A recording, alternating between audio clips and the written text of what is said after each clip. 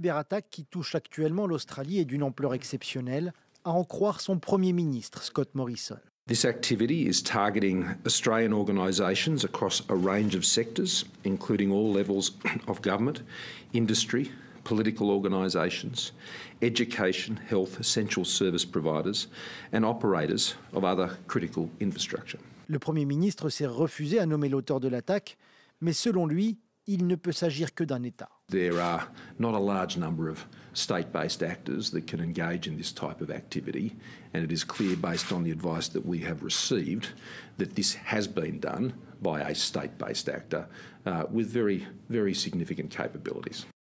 Les regards se tournent vers la Chine, qui, selon plusieurs médias australiens, est un des seuls pays à pouvoir mener une telle attaque.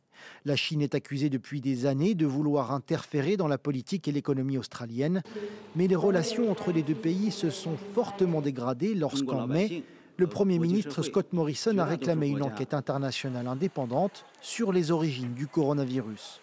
La réplique de la Chine ne s'est pas fait attendre. Elle a imposé des droits de douane punitifs sur des produits australiens et déconseillé l'Australie comme destination touristique.